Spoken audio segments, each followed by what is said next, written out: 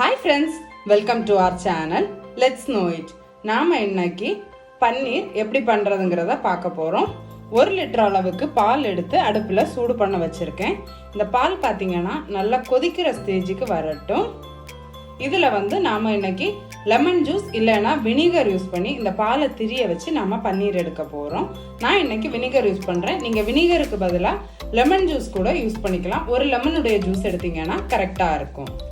இப்போ பாத்தீங்கன்னா ஒரு பாத்திரம் எடுத்து வச்சிட்டு அது மேலேயே ஒரு ஜல்லடை வச்சிருக்கேன். அந்த ஜல்லடை மேலே இந்த மாதிரி மஸ்லின் கிளாத் போட்டு வச்சிருக்கேன். தண்ணியில் நனைச்சிட்டு நல்லா புழிஞ்சு எடுத்துட்டு இந்த துணியை அது மேலே போட்டு வச்சிருக்கேன்.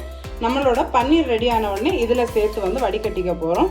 நீங்கள் ஒரு ஒயிட் கிளாத் இல்லைன்னா மஸ்லின் கிளாத் உங்ககிட்ட இருக்குன்னா யூஸ் பண்ணிக்கலாம். இது மஸ்லின் கிளாத். பால் பொங்கி வந்துருச்சு. அடுப்பை ஸ்லோ ஃப்ளேமில் வச்சுட்டு ஒரு வாட்டி கலந்துக்கலாம். இப்போ இந்த மாதிரி காஞ்ச அப்புறமா இதில் வினிகர் இல்லைன்னா லெமன் ஜூஸ் சேர்த்துக்கலாம். நான் 1 டேபிள் ஸ்பூன் அளவுக்கு வினிகர் சேர்த்துருக்கேன். கலந்துக்கிட்டு இருக்கலாம். இந்த பால் கொஞ்சம் கொஞ்சமாக திரிய ஆரம்பிக்குது.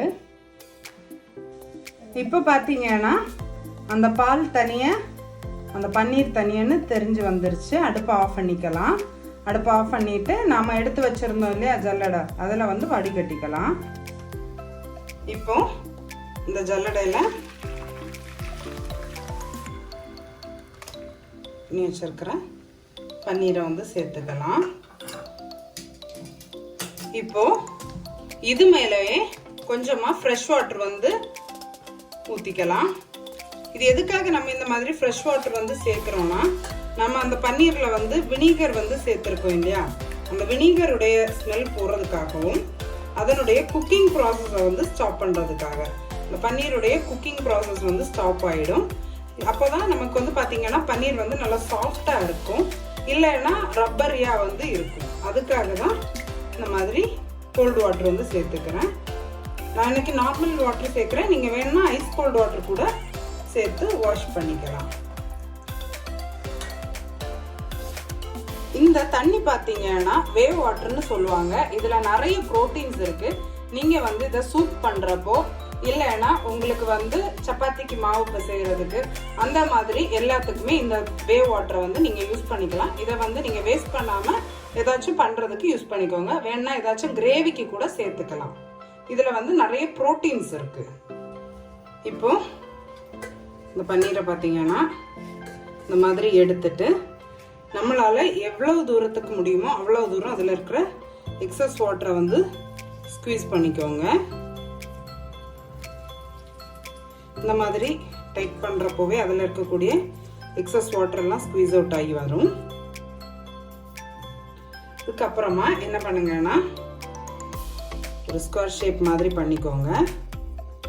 ஜஸ்ட் இந்த மாதிரி பண்ணிட்டு இந்த மாதிரி ஜல்லடை மேலேயே வச்சுட்டு இது மேலேயே ஒரு வெயிட்டை வச்சிடலாம். ஒரு 1 to 1.5 hours இது மேலேயே ஏதாச்சும் வெயிட்டான பொருள் வச்சிடலாம். நான் இன்னைக்கு இந்த மாதிரி ஒரு கல் யூஸ் பண்ணி மேலே வச்சிருக்கேன்.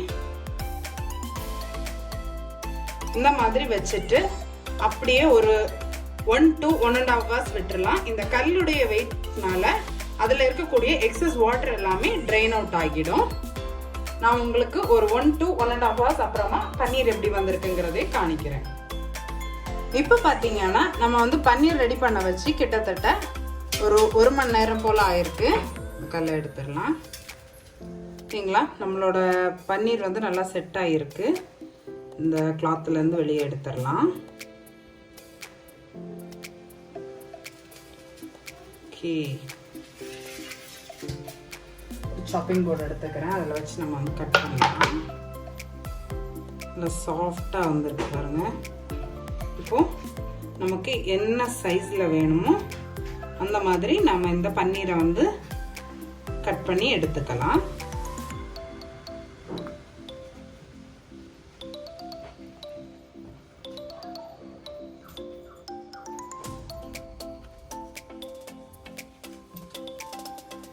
இப்போ பார்த்தீங்கன்னா நம்மளோட சூப்பரான பன்னீர் வந்து ரெடியாக இருக்குது. நல்லா சாஃப்டாக இருக்குது பாருங்கள்.